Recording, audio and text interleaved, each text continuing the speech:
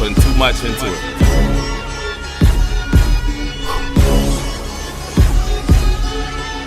Yeah.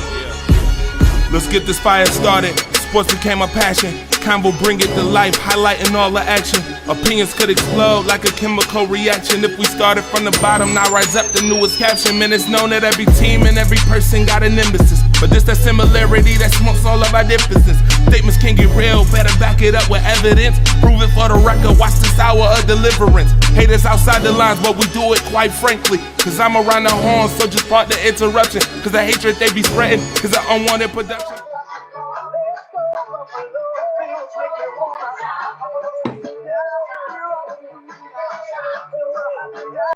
Gotta shout a little bit. Like and share. Come on. Let's get it.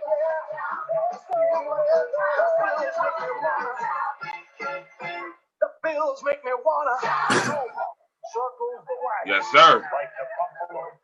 Nobody does it. Nobody does it like the Buffalo Bills. Monsters in the building with the torch. What's going on? By the way, you don't need to see this person's face. You see his shirt. You don't need to see this guy's face. All you need to know is circle the wagons. You see the number. Yes. Monster. Man. Torch. Man, oh man. Listen, we got a whole lot to talk about today. We're going to kick this thing right off by recapping week 3. All right. Monster, I'm going to ask you. How'd you feel about week 3, my brother? How'd you feel about it? Man, if you follow me on Instagram and watch my live updates, I took you on the ride. I took you on the highs. I took you on the lows. Man, it was a heart attack last week, Torch. I was happy. Then I was pissed off. Then I was happy again. Like, after the game, I needed a nap. Like, my emotions were just drained. But we did exactly what we wanted them to do. We came out when we needed to in crunch time, and Josh led him down the field and scored, and that's what championship quarterbacks do. I told Bills Mafia when we were losing, don't lose faith. This is what we need to see. We need to see resilience from this quarterback. We need to see resilience from this team. Can you guys come out on the field and put points up when we need you to, like championship teams do? You think Tom Brady would have scored on that drive? Unfortunately, yeah. That's what clutch quarterbacks do. And Josh came out and did it and got us that dub. Yeah, I mean, the Buffalo Bills have been coming out hot lately. Matter of fact, let me start off with the question asking you. Is the offensive coordinating better this year, or is it just talent? Let me ask that question to start. Weapons. You can't fire the gun without weapons. You know what I'm saying? Josh needed weapons. It wasn't Daboll's play calling. If you watch the All-22s, a lot of last year, Torch, the receivers didn't get separation. It's hard to throw to a guy when he's never open. You know what I'm saying? Cole Beasley can now get open more now that Diggs is there drawing the double teams. You know what I'm saying? John Brown. Like, we put weapons around him. So now he has options. If you're only throwing at John Brown every week because he's the only one that gets open, it's real easy for teams to defend you. So I don't see much difference in Daboll's play calling. I just see that he has weapons to actually use now with Josh. So he's calling the shit. That is a great synopsis, because I'm going to be honest with you, Monster. I'm one of the guys who was like, yo, man, Daboll, man, he's slowing up the process with this offense. But then now we've seen the Bills putting up points. They putting up points early. They starting off fast. The passing game is going. We will talk about Josh Allen a little later. I'm going to say that. All right. But you even see guys like Tyler Kroft getting in the mix. You see this? Oh, yeah, we'll talk about him too. So any takeaways negatively from this week 3 matchup that you saw? I didn't like the fact that we kept getting beat with the same shit. Like, they got to adjust more in the second half quicker. Like, I don't know who that's on. I don't know if that's on Leslie Frazier. I don't know if that's on Sean McDermott. But the fact that we let these guys back into the game after one bullshit interception call that swung the whole game. Like, you can't let that happen. Championship teams don't do that. But I'd rather have them figure it out in week 3 and 4 than to try to do it in week 17. You know what I'm saying? So it's going to be up to them to try to adjust more. Ooh, shit. But it's just, you know what I'm saying? I watched the same play over and over. It happened in week 2, too. When they were, you know what I mean? When they were out. When Edmonds and Milano were out, they just kept hitting the damn same slant up the middle. They just kept hitting the seam. Like, we know what they're doing. Just stop the shit. They eventually did. So I don't have a problem with Daboll. Like, he's got the weapons now. So, you know what I'm saying? Like, this is what he does. You know what I'm saying? I said it last year with the roster. Leave the roster alone. Let these dudes bring in their own guys, and then we'll see what they're actually capable of. Now they have their dudes. Now they got the roster. Now we're seeing what they're capable of. So now let's put up a shut-up time. Okay. Let me address something that needs to be addressed too, real quick, because we won't talk about him too much during this show. But Trey White got the money, and what's going on?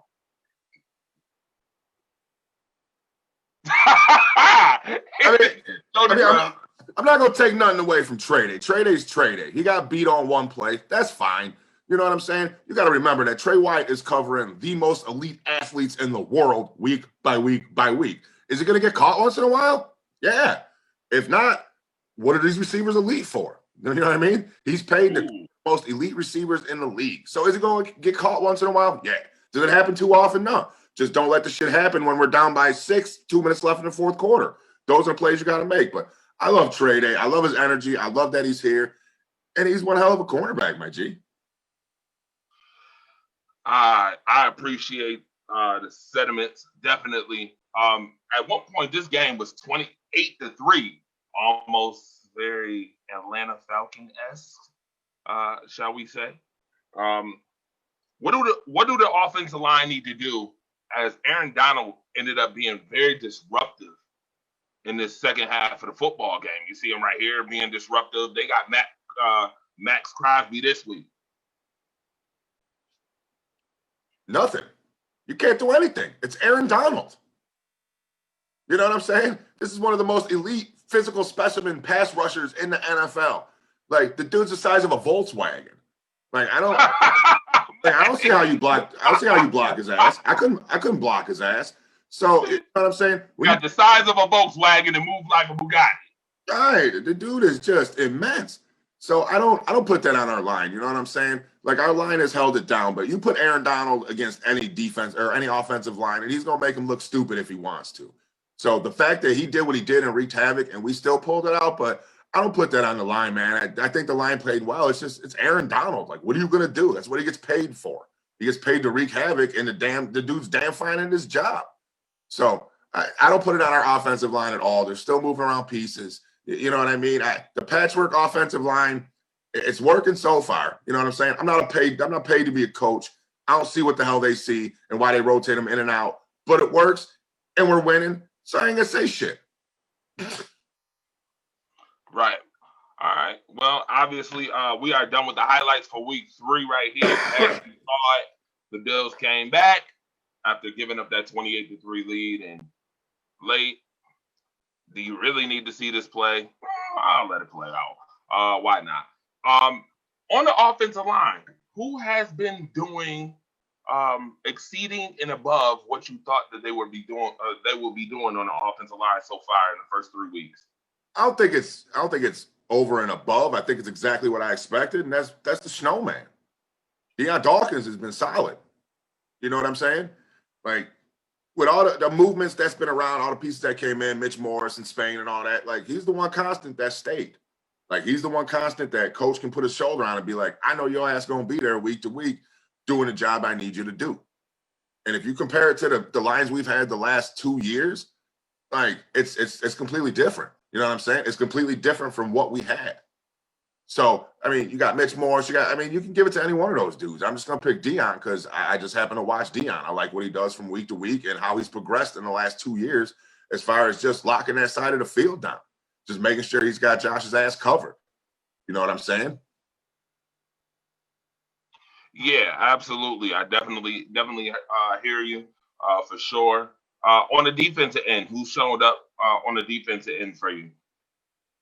Honestly, all season, it's Matt Milano. This dude, when he's on the field, just seems to always be in the right spot. Like, you can't teach instincts. Like, that dude has instincts. You can't teach him. I was more hurt that he was out than I was Edmonds was out. Because as Edmonds is important to us, Milano's that wrench, man. Milano's that X factor. Milano's the dude you don't think about until he makes a play. You know what I'm saying? You talk about our deep, you talk about Ed Oliver and Harrison Phillips and Trey White and Tremaine Edmonds. People usually don't bring up Matt Milano. But when you see he's not in the lineup, it costs us. You know what I'm saying? It's a big deal. That dude is a ball hawk, and you can't teach that shit. He's always around the ball. He's always sticking his nose and stuff. So for me, dude, it's Matt Milano. All right, interesting. Money Matt is your pick. Now, I put this up for a reason, and I think you know what this is. These are the draft picks. Which one has had the biggest impact so far out of the first 3 weeks to you? Honestly, Gabe Davis. I mean, you know what I'm saying? We watched the highlights of training camp. The dude's got magic hands. Like the fact that they stole this kid where they did, it's insane. He just continues to make plays. And the more that Josh becomes comfortable with him, he's going to give him more difficult throws to catch. And if the kid keeps coming up with him, he's going to keep chucking him the rock. So Gabe Davis. We've seen a little bit of Zach Moss. AJ Epinesa, he ain't there yet. You know what I'm saying? He's going to struggle. Don't worry about AJ. Even Ed Oliver said it. When he got to the NFL, the shit's different. These dudes are stronger. They're faster. It takes time to adjust. That's all he's doing. AJ's going to adjust to it, and he's going to be just fine. I don't know if I just have telepathy or I just got some powers that I just knew you was gonna say Gabe Davis, so I already had it ready, queued up. I had it queued up because I figured that that's who you were gonna say. Torch getting his director on. Yeah, man. You know, got to do a little something. I feel you. I don't know what he's doing with the braids in that picture though. Look like he ain't had much hair. Like, what you braiding? You know what I'm saying? He got 3 braids. Yeah. He said my man got 3 braids. He got the poetic justice joints going. That's what I'm saying. Tupac gonna pop out. Tupac. All right. Go to the mail truck, tell him to grow more braids and shit. So here's my question to you. You said Gabe Davis. Do you see him getting more opportunities in this offense? I mean, Tyler Cross doing this thing. Obviously, the 3 wide receivers that we always cue on is Cole Beasley, Diggs, and Smoke. You see him get more opportunities? Yeah, I do. That's why we drafted him. You know what I'm saying? Plus, you got to remember how many weeks in a row are we going to have everybody extremely healthy? You know what I'm saying? Like, there's going to be bang-ups here and there. I think they have more than enough confidence in the kid. He's a big target. He's got great hands. I think, like I said, as he throws it to him more, like that catch he made last week, like that just put his confidence with Josh just through the roof. You know what I'm saying? When a quarterback knows, I can chuck this shit, it may not be perfect, but he's going to come up with it. That makes a big difference. You know what I'm saying? That makes a huge difference. So I think he's going to. I also think Tyler Croft is better than Dawson Knox. That's my opinion. Sit Knox's ass down until he learns how to catch the ball, doesn't have dick fingers, drop our shit. You know what I'm saying? Leave Tyler Croft in there. Croft made the plays. On that last touchdown, Torch, you think Knox would have dropped it? You see what I'm saying? You think Knox would have dropped it? I think he would have dropped it too. So I do. That's funny that you say that. I do. Gabe Davis is going to get his shot because he's earned it and he's proved throughout training camp that he's got hands, he can make plays, and there's always room for playmakers in the NFL. You can make plays, your ass needs to be on the field. Mm-hmm. All right, I got my man, my co-host, the one and only number one Bills beat writer, beat reporter, my brother, Sports Cube TV, Wofo 1080, 96.5 FM, radio's own. Yes, I'm putting it all out there. Yeah. I'm listening. Your whole resume out there. Oh, I know you don't like to tell your name and stuff. I know you don't like to tell your name and stuff during radio shows, but this is my guy, Mookie Hawkins. What's going on, Mook? Good morning, everybody. Rise up. Big Torch, what's up? What's going on? What's going on, champ? All right. So we did a recap to start off the show. By the way, like and share the show if you just got in here. We did a recap of week 3. My man Monster's in the building. You still in the flesh. So we talked about the Rams. We talked about what we didn't like, what we did like. So I'm gonna ask you. I'm gonna let you cap some things off to start off. Week 3. What you like? What didn't you like? I like that we were able to come out in that first half and pretty much stymie Aaron Donald. You know what I mean? I don't know where the hell he was that first half. I like the notion that I didn't know where the hell he was. He wasn't out there making no type of plays. I just didn't like, once again, the lackluster coming out of halftime. I don't know what's going on, with the Bills with that. They play good for 3 quarters. You know, they don't play good for 4 quarters. I don't know what the hell is going on in that 3rd quarter. I like to see that Josh is able to stay consistent with the 300 yards and 70% clip. Very comfortable on the offense. I like how he's orchestrating things. I would like to see Motor Singletary get going. I mean, the past couple of games, he has been averaging his average of 5 yards a carry. I would like to see him have more carries. I don't want to see overall touches. Last game, he had 13 carries for 71 yards. Get a guy 20 carries. I want to see Motor Singletary touch the ball, run the ball 20 times a game today. You know what I mean? But other than that, the Bills are 3-0. Ain't no fluke in being 3-0. The Bills were 3-0 last year at this point. So far, so good. All right. So I'm going to back up just a little bit for Mook, just a little bit, because you just man, stop showing them braids. Getting in here. I'll back up a little bit. Mook, we obviously recapped. So I asked, who has been the biggest impact out of this? Of course, you know what this is, Mookie. Those are the draft picks that we got in the draft. Who's been the biggest impact to you? You know damn well who's been the biggest impact out of the rookie class. Go ahead. I ain't about to nickname that. It's been Gabe Davis. Gabe Davis has been the biggest impact. I mean, when you look at it, when I before he got drafted, and I asked Brandon Bean, how do you find impact players in those meat and potato rounds? You know what I mean? And basically said you want to find a guy that can either potentially start or push one of your starters for a starting spot. Gabe Davis definitely fit that mold, being drafted 4th round. It was a lot of people question marks surrounding the pick, because a lot of people thought it would be Antoine Gandy Golden. I thought it would be Antoine Gandy Golden at 4, but they went for the more polished guy. He has a great frame on him, 6'2", 220. He fits that. He reminds me of Eric Mose a lot. He's been out there making plays. I mean, he's been out there with the one since day one. So, definitely Gabe Davis has been an impact for the offense right now. Do you see Gabe Davis getting more opportunities? I asked Monster this, I'll ask you. Well, one thing I can say about Josh, he really don't have no favorites in that offense. He hitting the open guy. If you're open, he's going to give you an opportunity to, make a play. So he always going to get a lot of opportunities as long as he continues to get off open, as he learns, the NFL game, on the speed of the game, the techniques of DBs, just understanding tendencies in your opponent, stuff like that. He's going to get better. He's going to grow. And I think that's going to help him, down the line. But, right now, Josh ain't got no favorites, but he's definitely going to get some more targets in the near future. I mean, he's been drafted as such, so he's definitely promising. All right. Well, moving right along, might as well talk about this guy. Put it in the comment section if you know who this guy is. You better know who this guy is. Monster, you know who this guy is? Nope. You don't know him? I mean, he back with the jump off. Well, he's a white dude, so he's either a kicker or a quarterback. So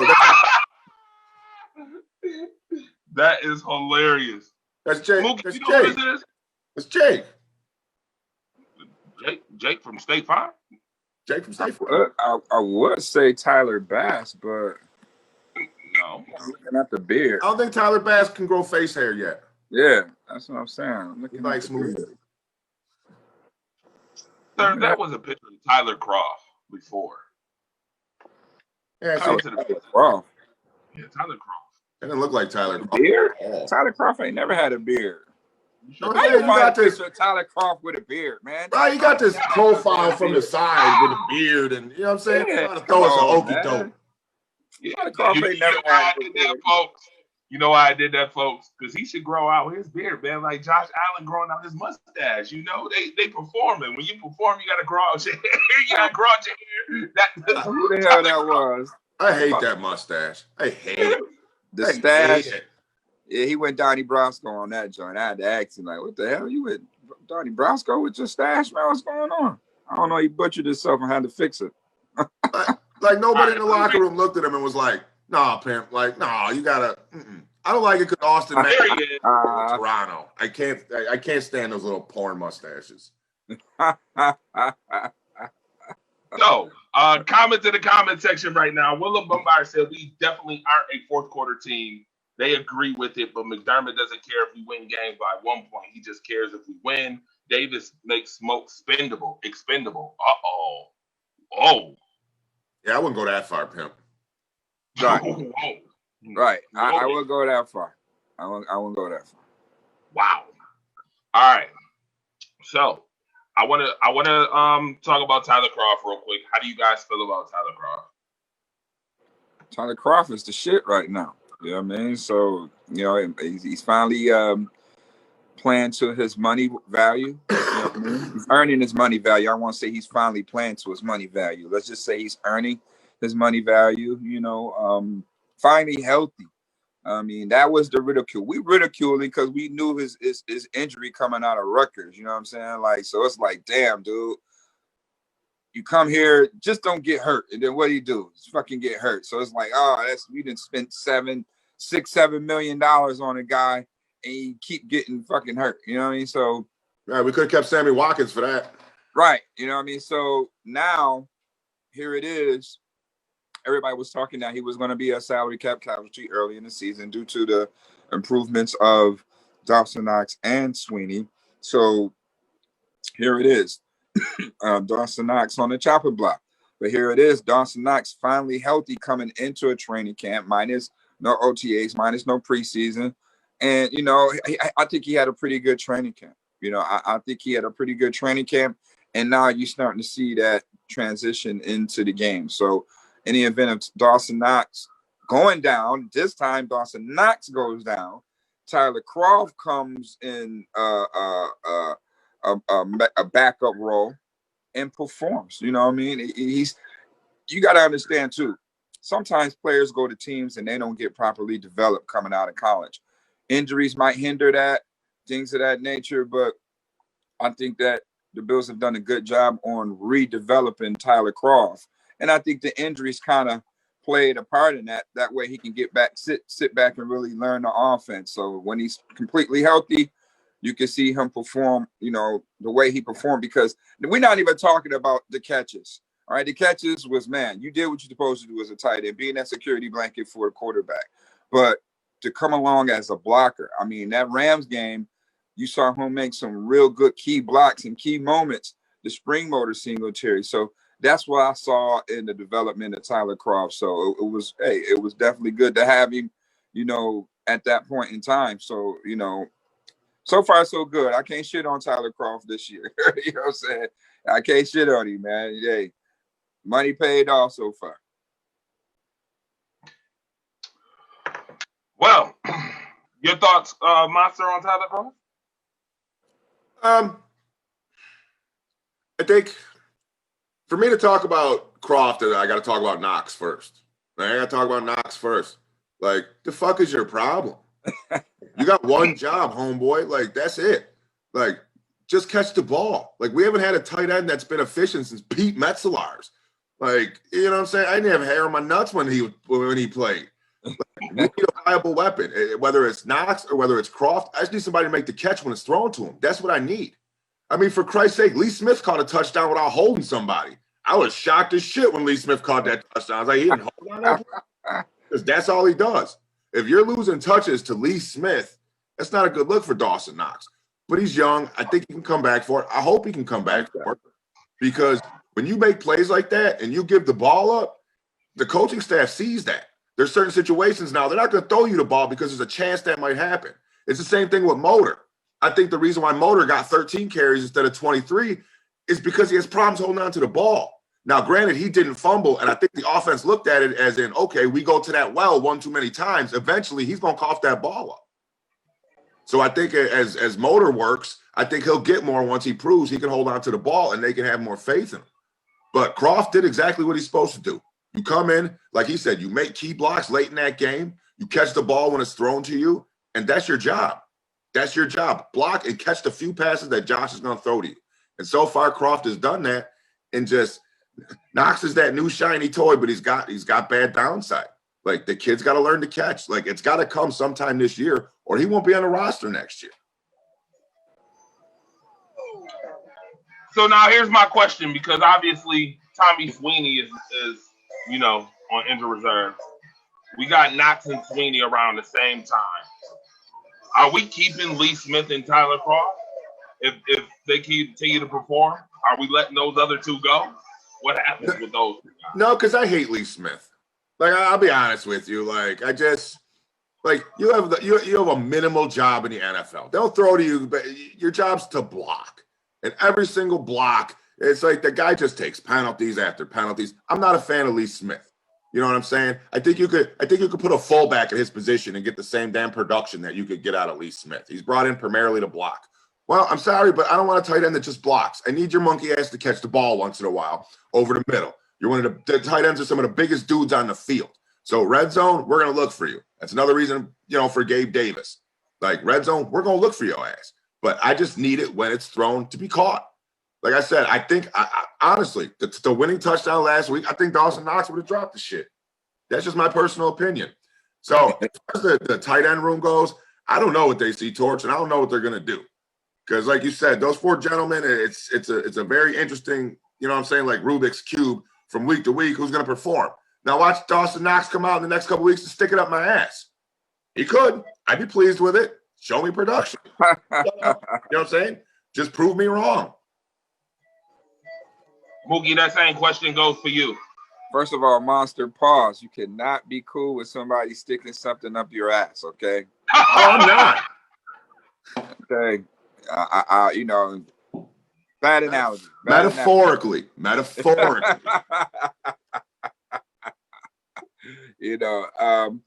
think we were all expecting that to happen this year. It was the thing about it. To me, last year, I thought Sweeney was more far ahead than any of those tight ends at one point, because Dawson Knox came right in and got hurt. Tyler Croft was hurt. So last year, you saw Josh had immediate chemistry with Tommy Sweeney. If people don't remember or recall that, like in the beginning of the season, those first two games or whatever, he was looking for Sweeney. And guess what? Sweeney was catching that thing too. So I was kind of impressed with Sweeney.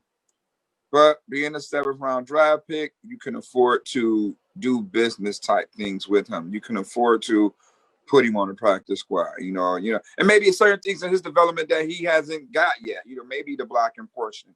They understand the route running. He's a big guy. He's from Boston College. They're tough. They some good tight ends. They know how to block, but the NFL is a different type of animal. So they can afford to string him along. When it comes down to, okay, you're paying Tyler Croft this amount of money. You're paying Lee Smith this amount of money. You have Dawson Knox, who was drafted higher than you. So right now, I think they're just developing Sweeney this year. And after this year, they're going to have to find another backup long snapper, because that's the reason why Lee Smith is holding a roster spot, to be quite honest. So, hopefully this will be the last year of Lee Smith, because he's old. You can't keep paying him $2-3 million too. And, so this will be the last year of that. And with COVID, you will want to have those veterans around that knows your system. Those guys are very valuable, whether people know that or not right now. You can't get rid of them due to the fact that these are proven guys. You already evaluated them. They know your scheme, so you need these guys around. It's COVID out there. So you need people that know your shit as much as possible and that can go out there and play. So that's why you see probably Lee Smith out there right now, other than Sweeney. So this would be the last year of that development for those guys. Next year, you look, Croft, I think Croft restructured his contract, right? So he has one more year left, right? He had one more year left. Lee Smith will be gone next year. So you'll have Sweeney, you'll have Knox, and then, you'll have Croft out there with 1 year to go. Now, if Knox don't materialize until to the tight end that they want him to be, then guess what? Sweeney may elevate to that one. They might look to move Dawson Knox. Who knows? You know what I mean? But right now, they're doing a good job with the rotations and those guys. And hopefully when Dawson Knox get back, his ass can make some catches. Right, Monster? That's what I'm saying. Like, he caught it. He's just going to run and drop it. Like, you got big-ass hands. Look how big you are. Like, just hold the damn football. Same thing with Josh. I don't get it. Like, your hands are humongous. Like, you should be able to palm that shit like a basketball. Just tuck it and don't give the shit up. Like, I don't understand that. I don't get it. Running backs, different story. You got a guy, a little motor. You got big-ass Aaron Donald and shit punching at the ball. Yeah, you're going to cough it up once in a while. But when you're on the open field like that and one dude tackles you and you cough the ball up, we can't have that. Right. Yeah, you can't have that. I mean, I think it's more or less lack of concentration. He don't look the ball in. That's why, you see those drops. Yeah, he's not really looking the ball in. Sometimes he's trying to run before he catch the ball. I mean, you saw that last year. Crazy part about it is he catch all the hard ones and drop all the easy ones. So right. Stupid. That shows you the lack of concentration. So he has to clean that up.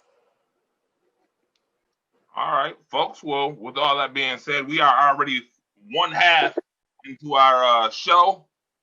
Quick commercial break. When we come back, we got more to talk about. We got Josh Allen. We got week 4 to talk about. Let's go. All right. See you in 30 seconds.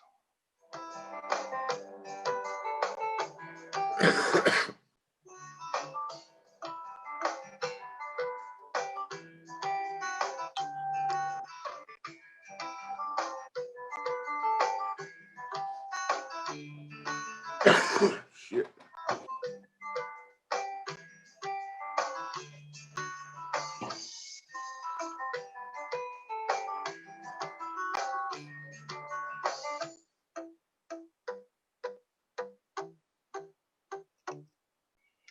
All right, folks, we are back. We are back in the building. And of course, the second half of the show is going to be even better because we are going to talk about the offensive player of the month to kick off the second half.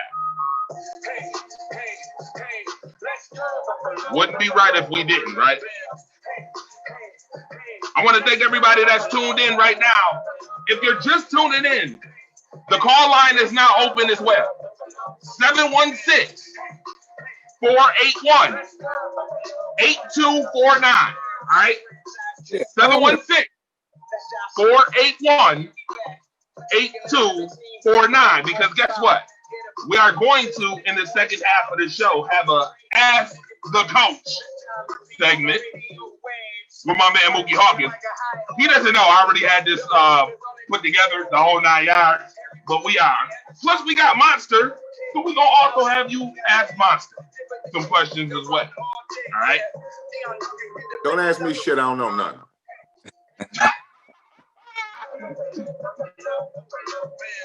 All right. Again, I would be amiss if I did not start talking about Josh Allen. Phenomenal first 3 games, over 1,000 yards. This was the guy that they said wouldn't be able to throw accurately, couldn't complete 60% of his passes. The guy who they said would be a bust, things of this nature. You guys, how do you feel about Josh Allen after the first 3 weeks of the season, and what do you see going forward? I'm going to start with you, Monster. I waited for it, Torch. You see my shows. I've waited for it. I said he needs to come out and do one thing. He needs to come out, use that arm, and just whip people's ass with it. That's all I wanted to see. Prove you're that dude. We've waited 20 years for a franchise quarterback. He's doing exactly what I wanted him to do. Watching the throws he's made this year, the touch, the progression, he's not running. He doesn't look so scattered anymore. He's not looking to take off. You see him resetting his feet, reading his progressions. He's putting touch-on throws to the end zone. He's zipping fucking lasers down the sidelines and out routes. Those are throws he hasn't made in the last 2 years. So watching the progression and how he's grown as a quarterback, this is exactly what we needed to see this year. It's put up or shut up. This is our window. For the last 20 years, this is where we've been building to get to. A team like this to compete for the playoffs and a championship. Like, there is no, oh, well, we're still in the process. Nah, fuck that. The process is here. Like, they got the ballers. That's why they went out and got Stephon Diggs. They didn't get Diggs for 2-3 years from now. They got Stephon Diggs for right now. But it all starts with one dude. You could have Randy Moss. You could have Bo Jackson. You could have Barry Sanders. If your quarterback is ass, you ain't doing shit. So this year, Josh has done so far. He's shown progression. He's brought us back. He showed perseverance. Like, how many times have you seen us lead and then lose it, and then Josh brings us back? Fourth quarter, that's what we need. We need that guy that can win it in the last 2 minutes. We need somebody we can have confidence in that can go down and score those last second points. And this year, Josh has developed into that. And I want to continue to see him even today when he goes into Vegas and he whoops their ass with his big-ass arm. That's what I want to see. Keep whooping the NFL's ass with that arm. That's why we got you.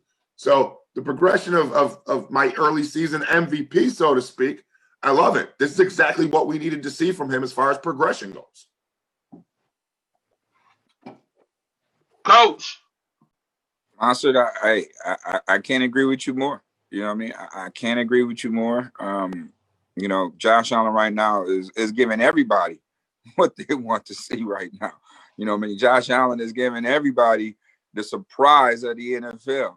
Josh Allen is looking like the best quarterback in the 2018 draft right now. You know what I mean? When everybody was thinking that he was a head scratcher for the Bills draft and moving up at 7 to get him. So, you know, one thing I can say about this Bills brass with Brandon Beane, they do one hell of a goddamn job evaluating talent. I mean, it has been a real thrill to see the process, you know what I mean, happen right before our eyes. It's been a real treat, and I have not enjoyed, I mean, even the Bill Polian era. I mean, this era here has been so exciting because we see the work, we see the players we bringing in, we know the potential that these players have, and guess what? These guys are developed very well to play to that potential. I have not seen that in any Bills staff, not even in the Marv Levy era, as far as drafting and develop and paying your guys. You know what I mean? So they're doing one hell of a job. You cannot recall, I mean, other than, okay, the 90s Bills going to the Super Bowl, where these guys were basically in contention, okay? Guys are excelling at a rapid pace, and they're under contract long term, right? Should not be a contract dispute, you know, with Tremaine Edmonds and Josh Allen probably next year. Once those two guys sign a contract, their Bills, all their top pieces will be together for the next 4 or 5 years. So, I mean, that is an excellent job by the front office to put that together that way. And the good thing about it is your quarterback is peaking at the right time. Year 3, all right, when everybody feel that this is that curve now, that learning curve, can you get over that learning curve?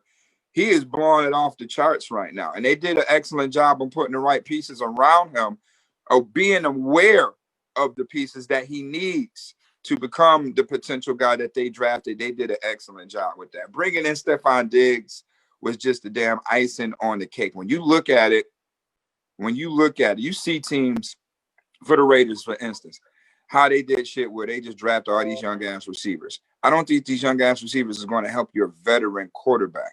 On the flip side, what the Bills do, the Bills took their young developing quarterback and they put veterans receivers around him, guys that could get open, guys that, you know, is going to have Josh's confidence shoot up this high because they're going to help them on getting open. All right. The best way you can help your quarterback be accurate is get fucking open. So you bring in veteran guys like Beasley who can help underneath. You bring in an underrated guy in John Brown who can run all the damn routes. And then you bring in a true number one, if you want to say true number one. I think John Brown still is number one in my eyes. But you bring in an elite receiver as Stephon Diggs. So now these are all veteran guys. Pick your poison. The best trio in the NFL, and you see Josh Allen just dialing that shit up. You know what I mean? Like, it's easy. People can't believe that this guy is just all of a sudden throwing 70% and throwing for 300 yards a game. And guess what? We're not even talking about him running the football right now. You know what I mean? So that's scary as fuck. So that's a great job. He's going to do it again today. That's the crazy part about it. He's gonna do this shit again today. You know what I mean? Like, he's gonna be real consistent in this office because he has it down pat. He understands the protections. The game is slowed down to him, and these guys are getting open. So it's easy for it. Now we're starting to see that strong arm that he was drafted to be. So yeah, hell yeah. I'm loving every minute of it. We've been waiting for it. We deserve it. Right. For real. And like you said, Monster, at the end of the day, he can turn into Jim Kelly and pull that bitch out in the clutch moments, just like he did last week. He's not going to panic. You know what I mean? He's been there before last year. I mean, like you said it. You said it before, again, Monster. That trait is hard to come by in a quarterback. You can't evaluate that trait coming out at the combine. You know what I'm saying? That kid has to have it. When you draft that kid, he walks up in your building, and now you actually have him on a day-to-day, and you see that in him, we got something special. When I saw that in him last year, the minus all the bleeps and blunders, when it came down to that final drive to get that, to execute that drive, he fucking did that. And he delivered 6 times last year. Nobody want to talk about that. You know what I mean? He did that 6 times last year.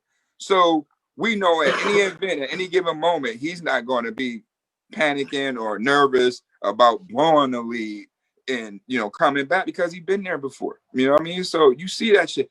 Now we know we got ourselves a real dog ass quarterback. And he could be so quickly the best quarterback of the Bills. All right now he got to do is win a damn Super Bowl. He win a Super Bowl. I mean, Sean McDermott is the greatest coach of all time in Bills history, and Josh Allen eventually will be the best quarterback in Bills history because he's going to shatter all the passing records. And he had that Super Bowl on his belt. But I'm telling you now, only thing that's missing is, you know, just keep it up. He just has to keep it up. We're on the right thing with the quarterback here. This is the first time in a long time the Bills have actually really had a franchise quarterback. So we got a franchise quarterback. Everybody, y'all can drink up. We got ourselves a goddamn franchise quarterback. All right. We got Marcus Lee on the line. Marcus, what's up? Let's go. Yeah. Okay. What do you expect from today's game, Marcus? I definitely expect a W. I mean, that's number one. Okay. You know, I mean, let's see. I noticed that last game, the defense was extremely, tired, worn out. I thought the Rams did a good job, playing against Buffalo last week. And, it was a challenge for us. So this is going to be more of a mild game. I feel that I think we'll do fairly well across the board. Okay.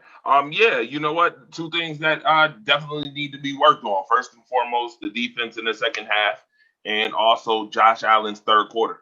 A lot of people haven't analyzed his third quarter. His third quarter was kind of lackluster. I don't know what it is. We seen that last year too. Coming out the gate, third quarters have been rough for the Buffalo Bills. Is it offensive coordinating, or is it the play calling? Is it just Josh Allen, or is it? I mean, what is it? Is it this year we playing more protect the lead because we've been in the lead majority of these games? Exactly. In the third quarter. I think that's one of the issues too. Is this, we don't push the pedal. We push the pedal as soon as the gates open, but we don't push the pedal when that third quarter, opens up. So I think we have to have the same mentality as we do when we first open up the game. Focus in. And I think it's coming. I think with the chemistry and team we have, and McDermott and all that, I think the culture in a sense is in that direction. They're going the right way. So that's important. We're getting better. We know there are issues, and I think that's something we just have to focus in and lock in, and because we're not going to win any games, against good elite teams playing that way. Yeah. I agree. Mookie, what are your thoughts on the call? I mean, it's all about tempo. When you see the Bills come out, they come out in that 4 wide receiver set, you know what I mean? And they tempo, they move in the field. They start the game off with that creating the tempo, establishing the tempo. And then, we kicking ass in that first half. The first 3 games, man, we just coming out like, man, is this the Bills? Can you believe this shit? They putting up points like, what's going on? You know what I mean? And then second half, they go back to last year's Bills where, the Bills get a good lead or, they get good drives and then they get to the 20 and then they start calling conservative ass plays and settling for field goals and stuff like that. They go back into that. But, way I'm a football coach. So like I've been on both sides of the spectrum. Of kicking somebody's ass and having my ass being kicked by halftime. All right. So, me on that end of the spectrum, get my ass kicked. I'm in there. I'm letting my guys have it. I'm chewing them a new asshole. I'm doing whatever it takes to get these guys pissed off to go back out there and fight. All right. So on the hindsight, what I've learned in the locker room to get my guys the same way with a lead is, hey, what's the score, man? The score is 0-0. Like everybody say, keep the foot on the gas. But I'm telling you now, players, listen to me. Their coach right now is in that locker room giving them a fucking full dose. He's cheering their ass up because y'all kicking their ass. Keep it up. Well, this is what they're going to do. They're going to come out. They're going to give you their best shot they ever got right here, right now. The coach got them pissed off. They mad as hell. They're going to come out here and give you their best. You have to go out there and match the fucking intensity. You got to go out there like you're getting beat up on. You got to go out there and match the intensity. That's the problem I think the Bills is having. They come out lackluster. You know what I mean? They don't go out there and match that intensity, that fire that other team has coming out of that locker room. You look at the Rams on how fired up that it was two teams in that second half. Obviously they racked off 29 unanswered points. You know what I mean? So the Bills had a problem matching the other team's intensity coming out of the locker room.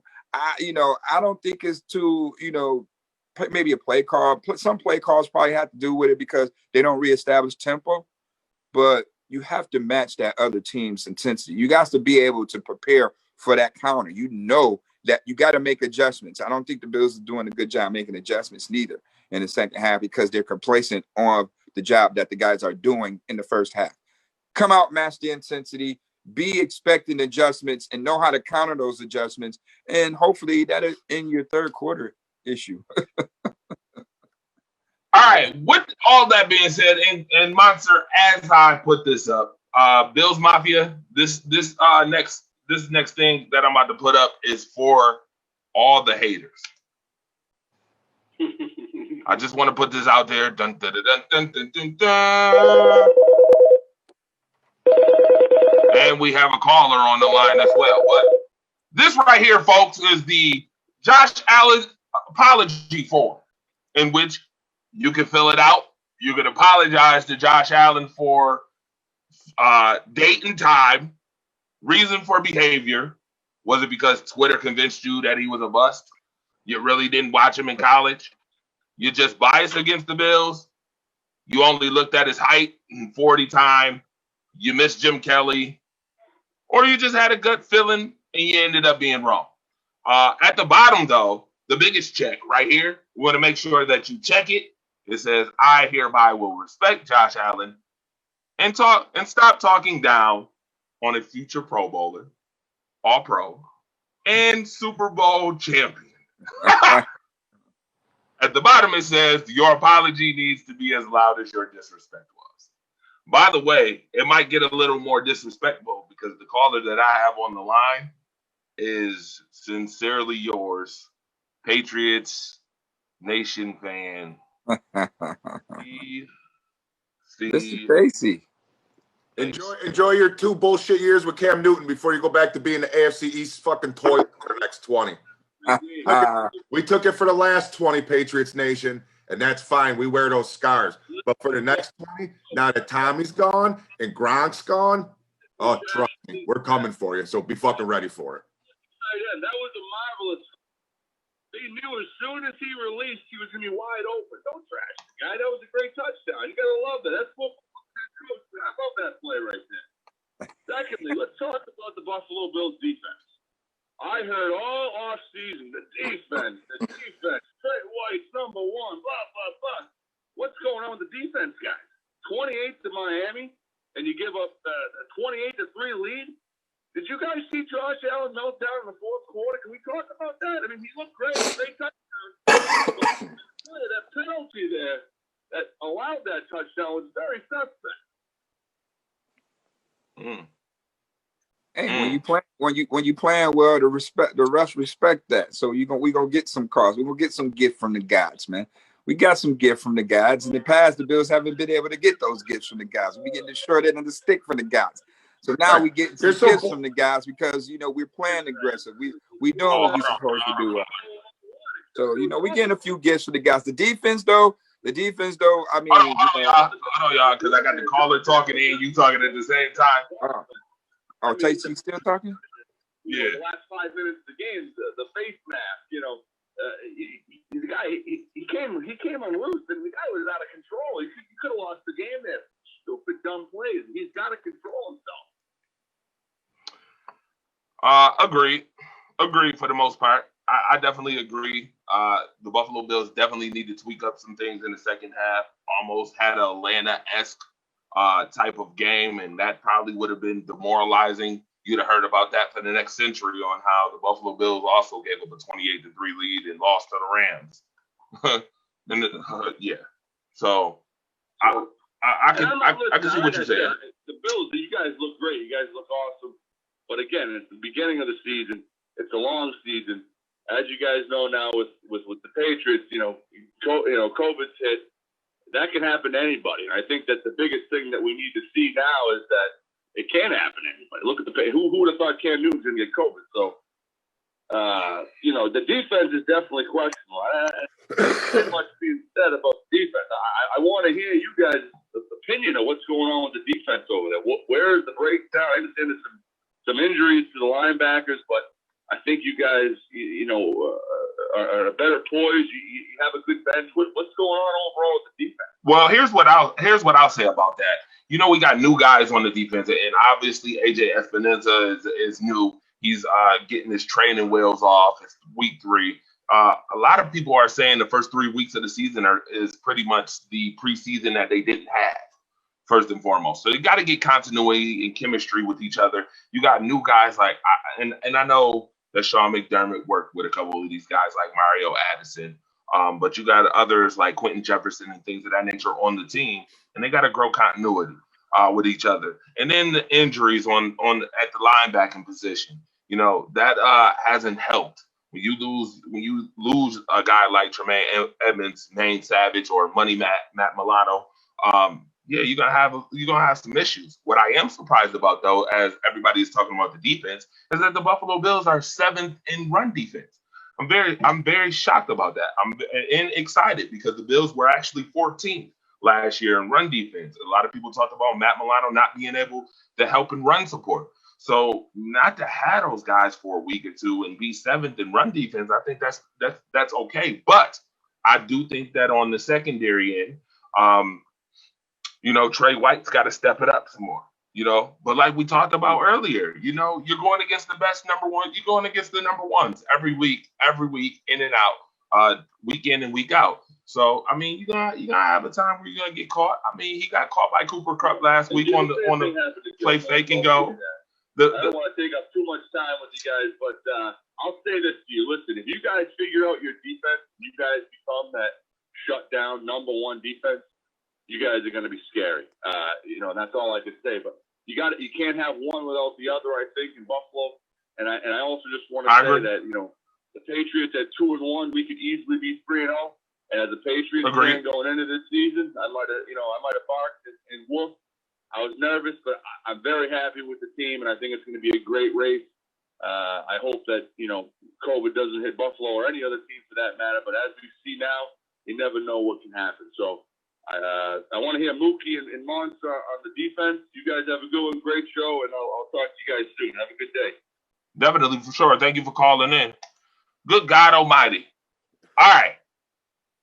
Y'all want to talk about the defense? We got the Raiders matchup to get into real quick. We got like 5 minutes, which listen, I am surprised that this show goes by so fast. I will tell you that right off the jump. It's your charming co-host. It's a whole lot of fun. Yes, I know. It's Monster and it's Mookie. You guys are phenomenal. That's why I'm glad you guys are on the show. Definitely. At 8:30 in the morning. Yes, at 8:30 in the morning before you had your Bills Mafia. This dude sent me a message, and I was like, "What time is your show?" He's like 8:30 a.m. I was like, "In the morning?" I was like, "You want me to get my monkey ass out of bed at 8:30 in the morning on my day off and get up and talk football? Torch is the only dude I'll respect enough to wake up for. Somebody else calls me and says, hey, do my show at 9 o'clock in the morning on Sunday. You kiss my ass. I ain't getting up for nobody. You know what I'm saying? Like the fact that I got up this early shows a lot of respect to Torch in the show. But the defense, for me, the defense is this. Like Torch said, we got a lot of new pieces, all right? But also, a lot of people forget. And this is a big, big impact to the shit. Star opted out. Okay? You don't see Star on the replays, making flashy plays, but he clogs the middle. He takes bodies, and that's what they're missing. That's why we're getting gashed a little bit in the run game. We miss Star in the middle. Now, is he a game changer or a game breaker? No, he's not going to make that sack, but he's a role player, and his role is very important, sticking up that middle. So the fact that we don't have Star, that's going to hurt us. And like you said, the injuries, all right? I'm still not sold that Wallace is our second cornerback. I like him, but I just don't see that elite level play. And hopefully Josh Norman can come in and bring that. But we need somebody else besides Trey. We need somebody a little bit stronger. Our safeties are set. You know what I'm saying? They rotate the defensive line in and out. So, no, I don't know what the problem is. I know they miss Star, but they got to figure that out. That's why they get paid millions of dollars to figure the shit out. I sit on the couch, drink beer, and swear I don't got to figure nothing out. They got to figure the shit out. It's their job, not my job. So I honestly don't know what else they could do with it. You know what I'm saying? We have the talent. Now, if you go back to real quick, I'm going to touch on the play calling when we come out of halftimes. You got to understand that as a coaching staff, this is the first taste of them trying to coach with a lead, okay? It's easy to coach from behind and call plays, but they're still trying to figure out how to run the games with the leads. Okay, they come out of halftime. All right, shit, we ain't had a 26-point lead at halftime or whatever the hell it was. They got to figure out the best game plan to keep that going, to keep the motivation going.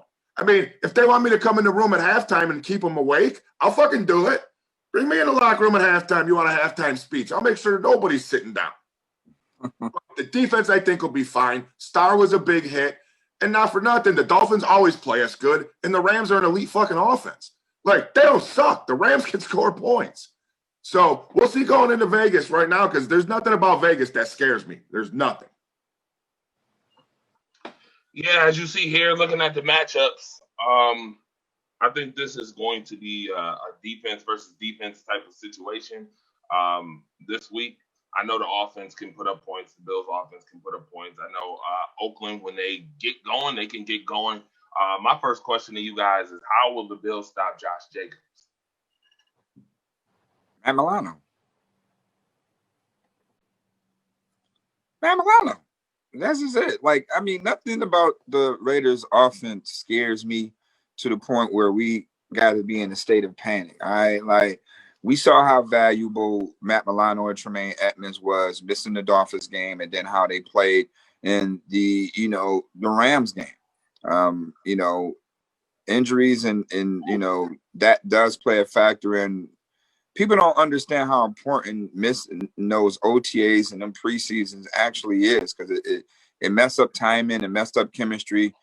These guys are really playing themselves into game shape. That's why you see teams creating tempo just to test how conditioned these guys really are.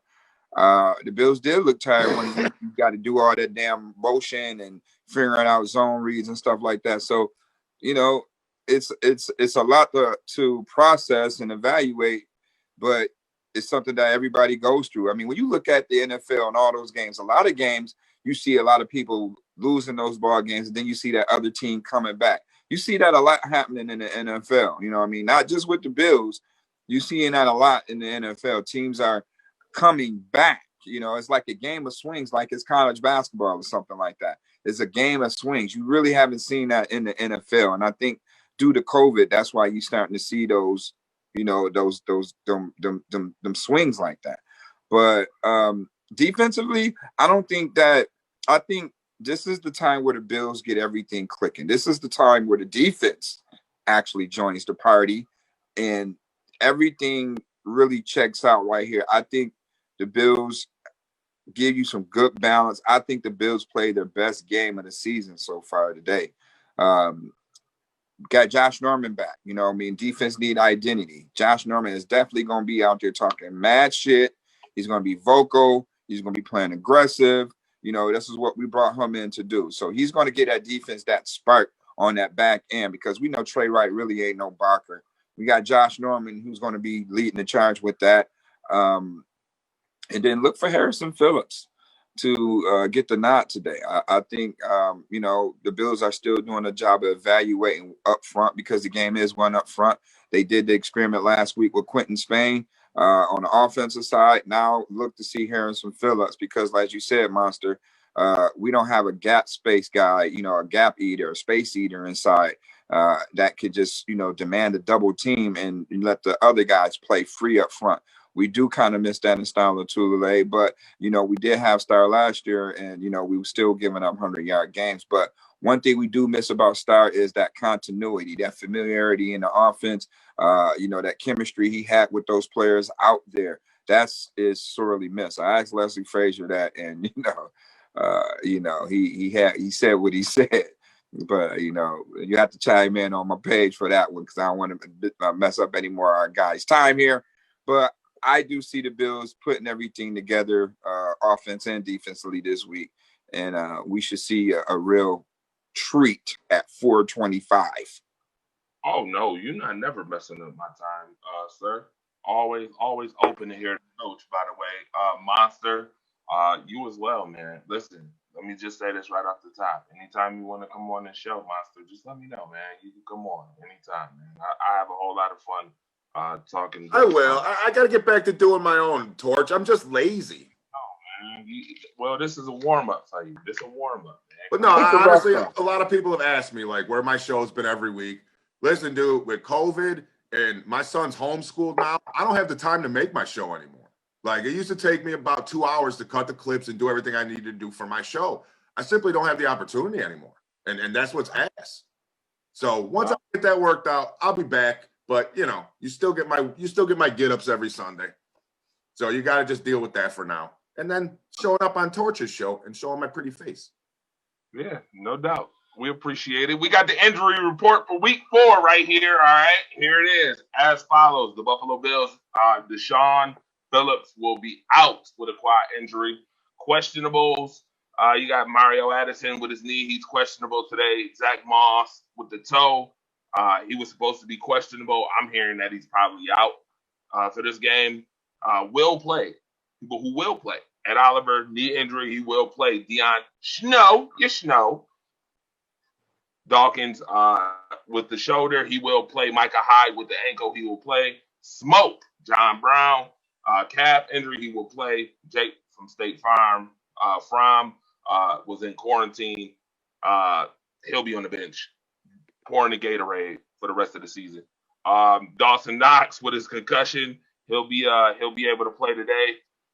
Quentin Jefferson's foot looks like it's gotten better. He'll play. Tremaine Edmonds with the shoulder, he will play as well. AJ Epinesa may see an extended role because, you know, Mario Addison definitely practiced both Wednesday and Thursday. Well, actually, the report came out on Friday. He practiced on Wednesday and Thursday. I think his practices were limited. If I'm not mistaken, Mookie, correct? Yeah. Okay. In which here's the Las Vegas Raiders. Shout out to Donovan Samuels, who's supposed to be on the show today, but nevertheless, out is Damian Arnett with his wrist and thumb. Braylon Edwards, his foot and ankle, he will be out as well. The defensive tackle Daniel Ross has a foot injury. Trent Brown will be doubtful with a calf injury. Henry Ruggs III, we haven't seen much of him, even though he was supposed to be the blow the top off the roof wide receiver with that 4.3 electrifying speed. He's doubtful for today's game. Jonathan Abrams. Also, he's out. He's going to be so out. He's out as well. Jonathan Abrams, shoulder and thumb, he was questionable. And Nick Kedolowski with the pectoral injury, the linebacker, he is questionable as well. Josh Jacobs will play today. They talked about his knee hip injury that he had earlier in the week. Jonathan Hankins, shoulder injury, looks like it's healed up pretty well. Corey Littleton, his knee injury, he will still be playing in this game. So there you have it. And there's your injury report for week 4. All right. Of course, I had this set up. Boogie didn't see this coming. He didn't see it coming.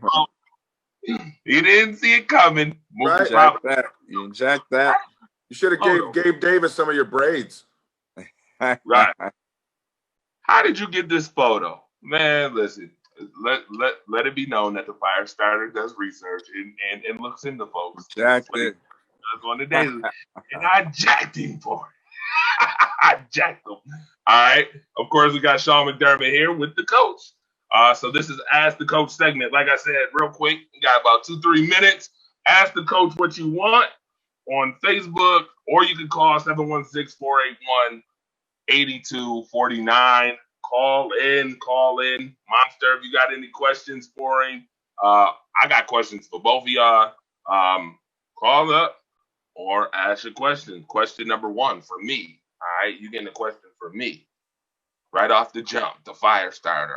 I'm starting some stuff today. All right. Listen, here's my question for you. Even with Dawson Knox coming back, do you still play Lee Smith this week? Hell no. Only in the goal line, only in the packages that he's in. Like, I mean, when they go to those dual and triple tight end sets, I mean, if he's in the formation, yeah, but if he's not, and somebody else is, I'm putting that other guy in. I'm not, I'm not dealing with Lee Smith out there if Knox is available. I'm not dealing with that. I mean, I'm going with Gillum, before I deal with Lee Smith. You know what I mean? So, hell no. All right. Monster. Sir, yes, sir. What is your prediction on today's game, sir? The overall outcome? Yep. Give me a score. I'm going to go 78-4. I think we go into Vegas and we just beat the shit out of them. Right. I want to see Josh just whip out that big arm and just start smacking the shit out of Vegas with it. Right. That's how Vegas scares me. Are they a good team? Yeah. Do I hate John Gruden? Yeah. Yeah. I think we put a complete team effort. That's what I want to see. You know what I'm saying? I want to see a complete team effort. I want to see the defense finally catch up to the offense, which is ridiculous to say because we've never been able to say that for the past, 20 years? Oh, we got to wait for the defense to catch up to the offense. Like, we in Buffalo? Like, right. It feels so good. You know what I mean? I sit here and I salivate over it. Like, fuck yeah. Like, this is what I need to see. Like, am I really seeing this? So honestly, I expect a real good game. I think the Bills will pull it out. I'd say 28-16. 28-16 will be my final prediction. I don't see anything in Vegas that should scare me. Like, I go down the roster on offense and it's like, who the fuck is that? Who's that? Like, there's nothing there that scares me. And like I said, I hate John Gruden. Like, I'll always root against John Gruden. I can't stand the little panty thing he wears now that's supposed to be a fucking mask. Like, you got a thong on your face. Like, it's not a mask. Take it off or put on a fucking real one. Like, you got lingerie on your face. There's kids watching. So yeah. I see us getting the dub. I see us winning, and I see us kicking the shit out of them. All right. Here's a question. Do the Bills miss Star? Kellen for the Culture Lane asked, do the Bills miss Star? I don't think they miss Star, but I do think they miss him in certain areas. You know what I mean? They miss him because he has familiarity. They miss him because in certain situations he knows gap responsibility, you know what I mean, that gap integrity. You know, he understands Coaches Frazier's language. You know what I mean? Is these guys, these new addition is still learning that. And that's where you see, gap integrity is at lackluster. if I could find my question I asked Leslie Frazier, that I definitely asked him that last week. You know, I'm pulling no punches with it. Hey, you know, we want to well. You know, do you miss style of toilet paper? You know what I mean? We want to know, do y'all miss style of toilet paper? Basically, you know, Coach went off and said last year that, you know, Star, you know, played well for them last year. And, you know, this year, basically, it's all about, you know, getting those guys up the pace. And, you know, you see those struggles on where, you know, Star would have been there because he understands gap integrity within the scheme. And, you know, these guys are still, you know, dealing with that and learning that and thinking that, you know, they're going to get by on, you know, just their strong suits rather than fundamentals and, you know, scheme fit.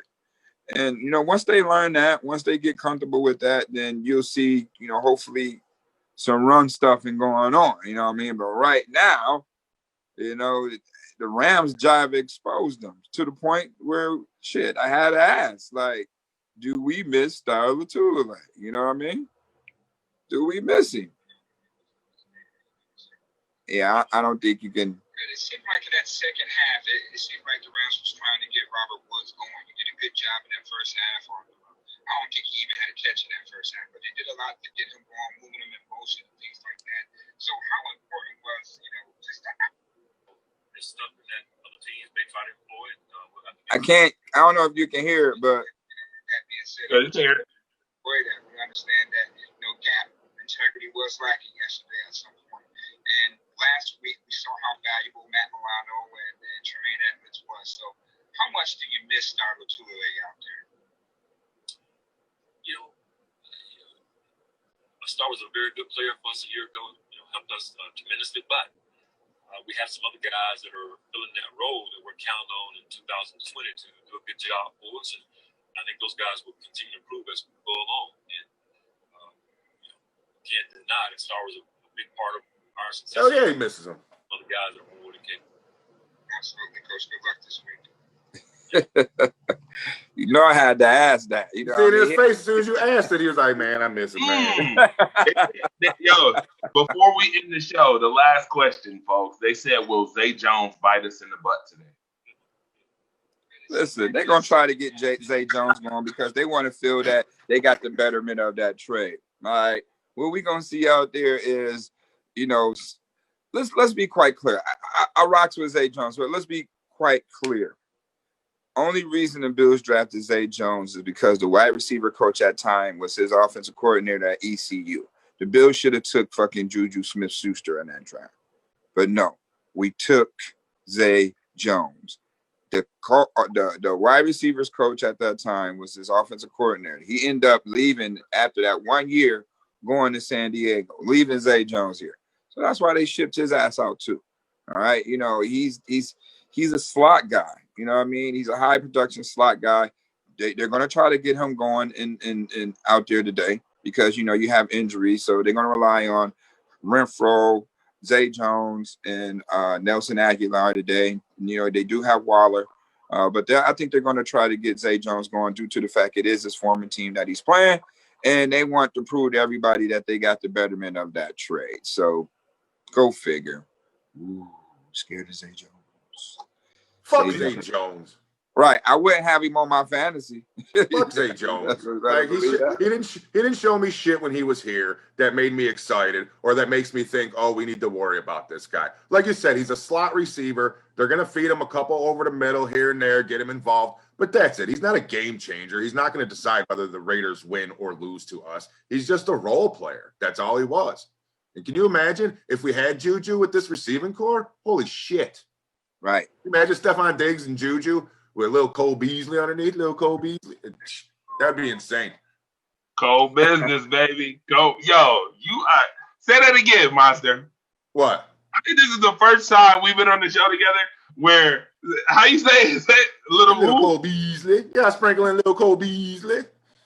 That's right. It was some cold business, baby. Yo, listen, I tell you what, man. This is how I feel about Zay Jones. It's real simple, real quick. Y'all ain't heard this in a while, but